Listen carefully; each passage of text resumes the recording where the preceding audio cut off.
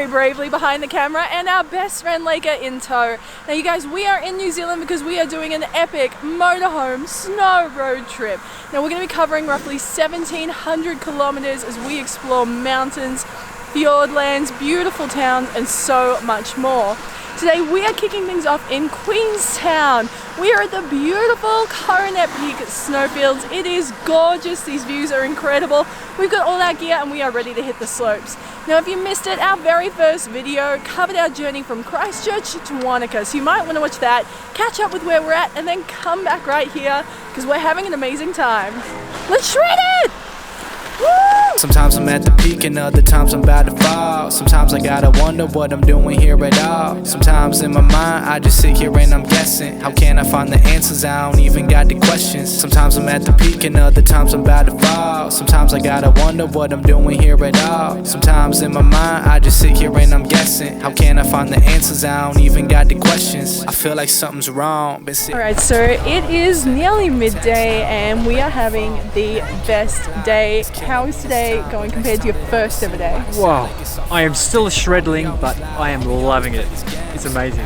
It's just so good to be up here. Yeah. And what a place to learn. I've evolved, you guys. I've taken the step from shreddling to shredzy. I don't know what has happened. It's just all clicked for me today.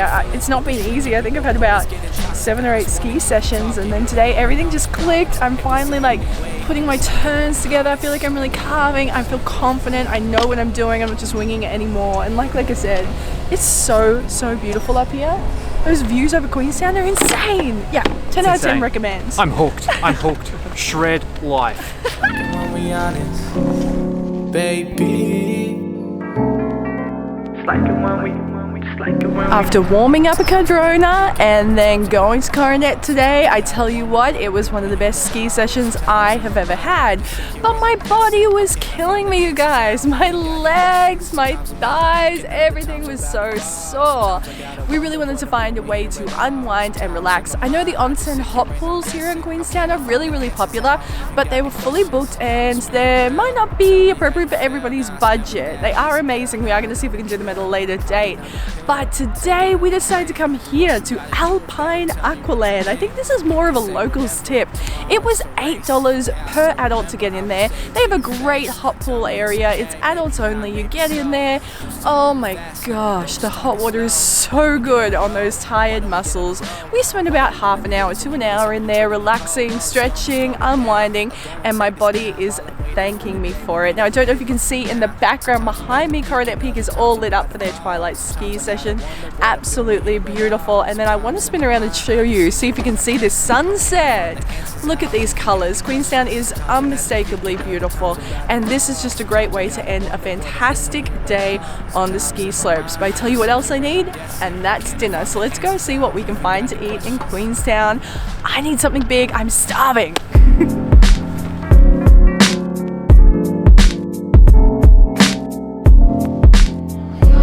We just had a delicious dinner here at Borelli's Trattoria. This place is located really close to where we're staying at the Lakeview RV Park tonight. And you guys, the food was so delicious. They have a great menu, lots to choose from. If you have any dietary requirements, they have got you covered. They've got gluten-free, they've got vegan, they've got vegetarian, they've got everything. And their food, I know I've already said it twice, I'll say it again, absolutely delicious. Now, like I said, tonight we are going back to the Lakeview Holiday Park, the RV park. We decided to ditch Bob's Cove. If you haven't heard of it before, Campable is basically your Airbnb for camping and RVs. What it is beautiful people like Kirsten here at Bob's Cove. They list their property up there and you can come and stay, and it is really cheap. The reason you want to be self-contained is because there's no hookup for power or water. I think that Campable and somewhere like Bob's Cove is probably better suited to summer, where it's warm. But when it's winter and you've been snowboarding all day and all you want is a hot shower and to put the heater on and to pop in some toast and have a hot chocolate, it's not the best situation. So live and learn, chalk it up to a travel fail, and we are very happy to be at the RV park tonight. But you guys, I am exhausted, and with all that food in my belly, I just want to go to sleep. So we're going to do that right now, and I will see you again in the morning. Good morning, you guys. So we woke up super early this morning. We had breakfast, we jumped in our van, and we got going out of Queenstown really early because today we are exploring the Fiordland National Park. For those of you who aren't familiar, you might know the name Milford Sound, which is where we're going to end up today. But we're going to make a few stops along the way. And the first is right here at Eglinton Valley. This place is stunning. We just drove through some beautiful forests. The mountains all behind us. It's lovely and flat, and we figured this is actually the perfect spot for a little bit of an early lunch. So that's exactly what we're going to do, and it's just one of the many benefits of doing this with a motorhome. Your home, your kitchen, everything you need is all there with you. Now, we did stop in Tiana where we picked up some supplies, so our groceries and all the things that we needed for today and tomorrow, and I would recommend that you do the same. Make sure you're all stocked up before you enter the national park, because I have a feeling there's not too many shops in here. So let's have some lunch and enjoy these views. Oh my gosh, it's so beautiful.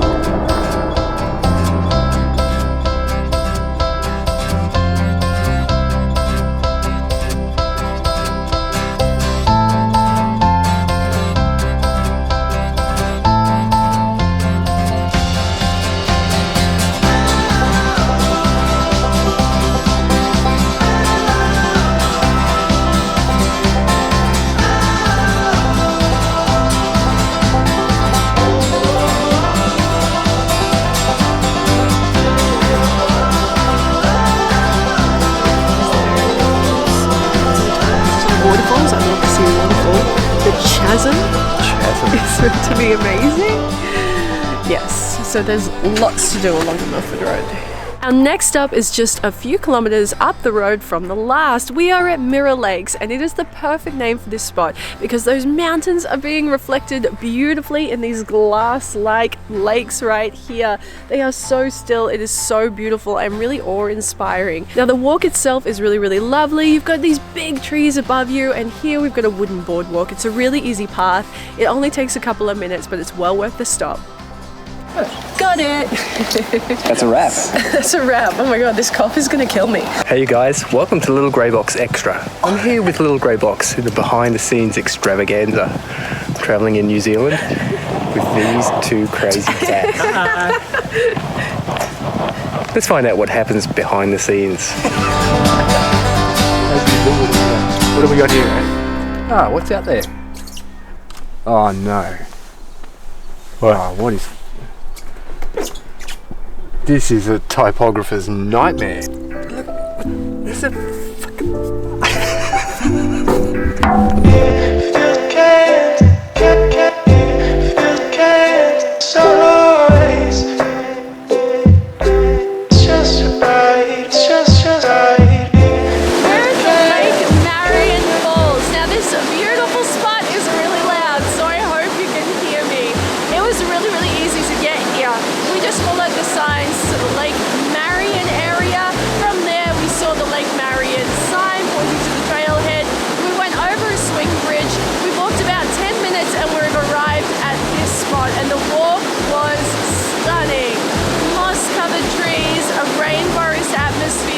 The water is the most brilliant shade of blue, yet so clear.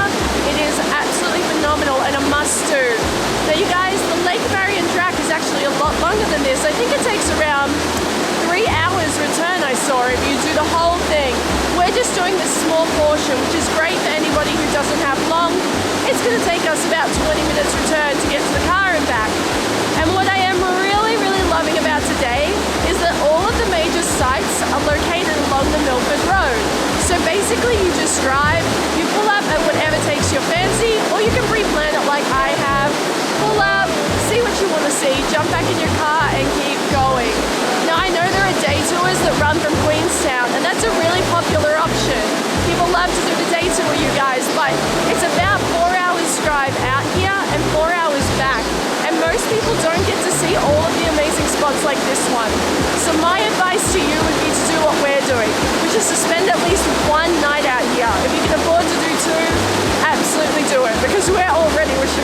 more time. So simple, loving always. It feels just right. I can't explain. It feels so simple, loving always. It feels just right. I can't explain. Welcome to Milford Sound. This place is just stunning, and the drive here was no exception. I cannot tell you how highly I recommend it. If you are planning a New Zealand road trip, a New Zealand trip in general, you have to make the effort and come out here. And like I said before, make sure it's more than just a day trip, you guys, because this place is stunning. Now, we slowly worked our way here over the course of the day and ended up here at golden hour, and it is just perfect.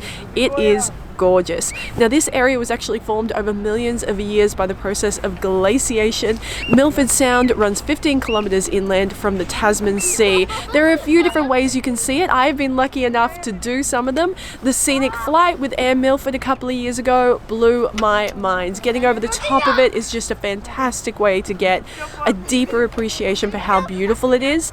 And of course, you can do some boat rides as well. We were meant to do one with the guys at Coronet Peak, but unfortunately we didn't have time to do that, so we had to cut it. But I would highly recommend doing a boat trip. It's a really cool way, and the people who run the boat tours know more about the area, so they'll point out all your waterfalls, all your wildlife, you know, your birds, your seals, things like that. They're just so knowledgeable, and by the looks of things, you need bug spray too. But you guys, look, we are going to head to our accommodation after we enjoy this sunset, and we'll show you around.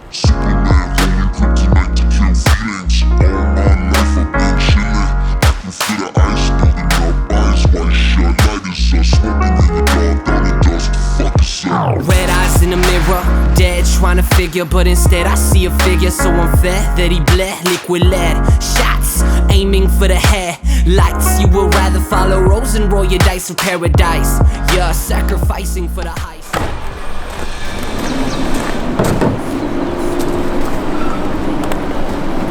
Good morning, you guys. So we spent the night here at Milford Sound Lodge.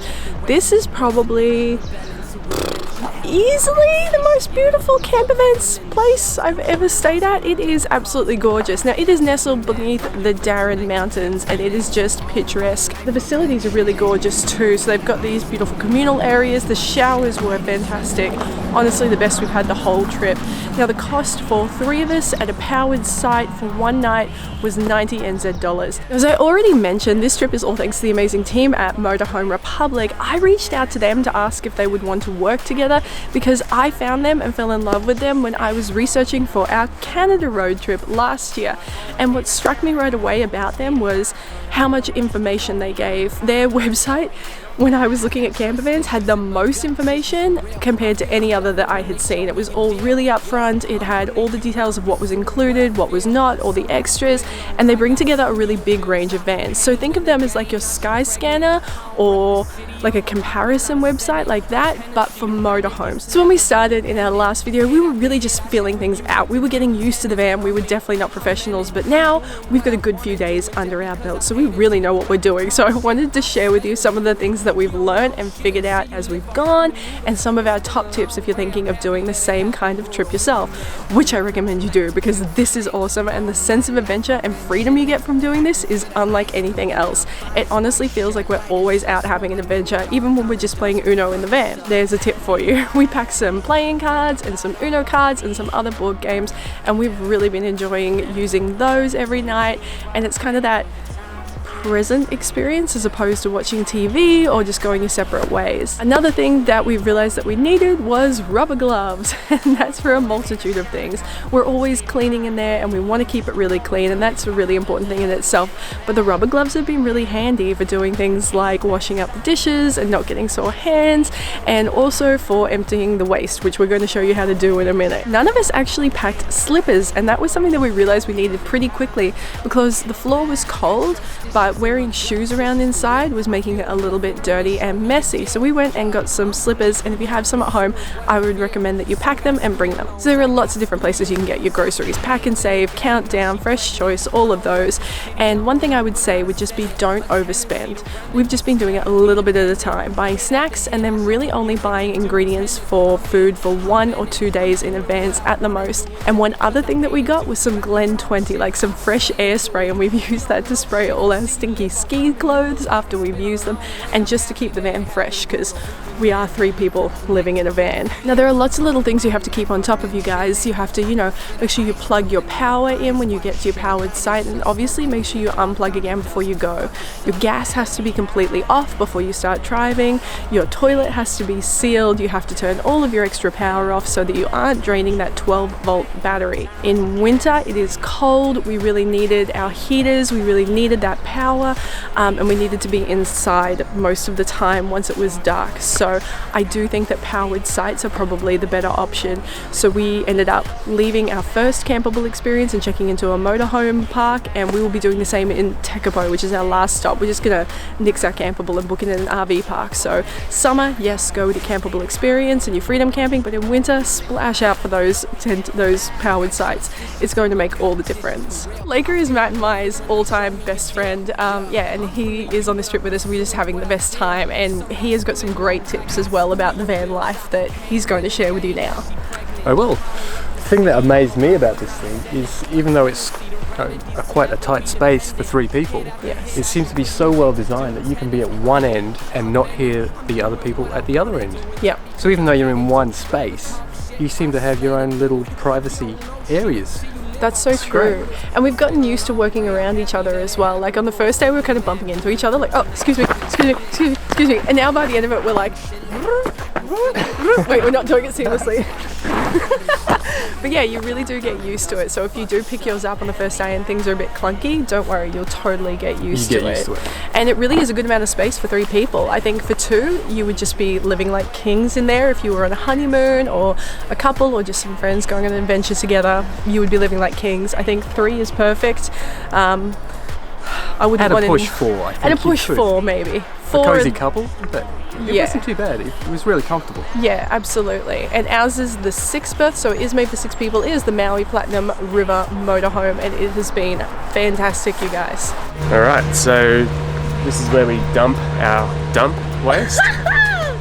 And normally you fill up your water, but we don't have any water filling facilities here. So I think we'll just empty the waste and we'll have to get water from somewhere else. He's talking us through the dump thing. Yes. Grab your little hose from in here.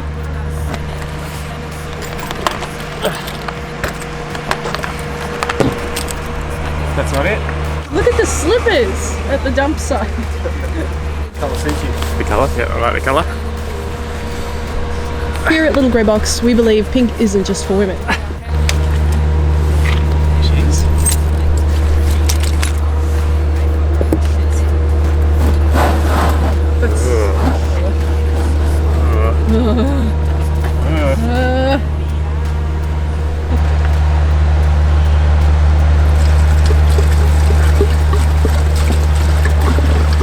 I think we're all a little bit worried about how this is going to work. Like, you don't think about things like emptying the toilet or emptying the grey water or all of that kind of work that you have to do, but it's actually it's easy and it's so much fun. Alright, so Laker and I thought we would just give you a bit of a quick rundown of how we've set up his sleeping area, because Matt and mine is pretty obvious. We're up there. It's actually surprisingly spacious. I thought it looked quite tight, but we sleep in a king-size bed and we don't bump into each other up there. It's absolutely fine. So I decided to sleep down this end. There is another sleeping area here, but this ended up being the hangout area. Breakfast nook. Yeah, we just kept this set up the entire time, which was a lot easier. But yeah, it's a double-sized. I'm 6'1" and I fit in here so comfortably. It's incredible. A red hot tip is to put the doona under the back seat area. Oh, like tuck it in. Tuck it right in. It feels really snug, really comfortable. Yeah. I put my head this side. Yeah. And you cannot hear the other people at the other end of the bed. It's incredible. On the first morning when we woke up, I was really quiet. Like, I was like, oh, did you sleep well? To Matthew, like whispering, because I thought I didn't want to wake you up. I didn't realize you couldn't hear us. Yeah, it's incredible. Mercedes engineering. One thing that I have found is I've been looking for a lot of stuff. Agreed. And so make sure you know where everything goes, I think would be a red hot tip for this. Absolutely. I agree with Leica wholeheartedly. What we did, the mistake we made, was we just shoved things in cupboards without any real like order or plan, and that's been a problem because we're always looking for stuff. So I think be a bit more organized about it and go, okay, this is my pants place, this is my tops, this is my jumpers, this is my ski gear, this is my shoes, whatever, this is my toiletries. Keep that all in the one place.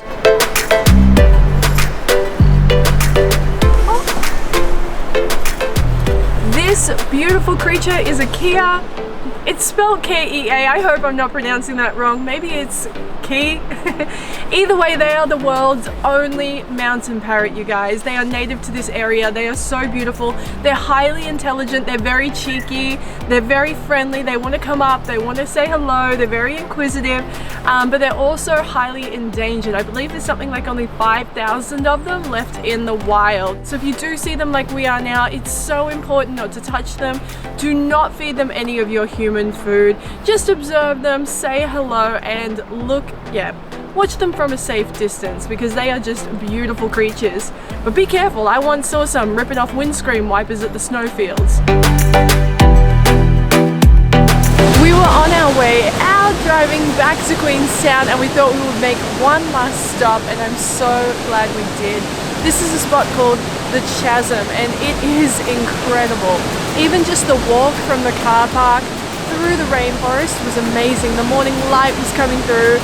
The huge trees overhead are covered in moss.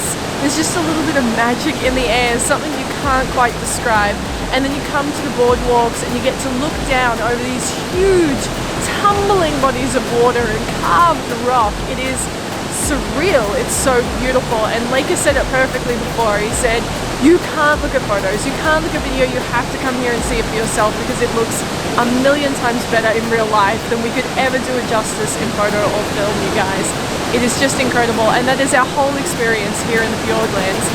It is unbelievable that this has been so close to us for this long, and we have made the effort to go to places like Iceland and Sweden and the other side of the world, and we have not come here.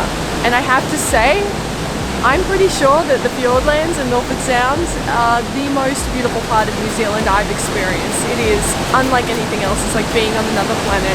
So if you've ever thought about visiting, if you're planning a trip, make sure you put this part on your bucket list. Make sure you put it on your road trip itinerary because it is well worth it. And like I keep saying, don't just come for a day trip. Do 1 or 2 nights. You won't regret it. And with that, you guys, it brings our second video of this series to a close. If you missed the first, be sure to go back and watch that one and keep your eye out for the third as well. I hope you enjoyed this video. Now, if you don't already, be sure to subscribe and say hello in the comments below. Have a great weekend, and I will see you next week. Love ya.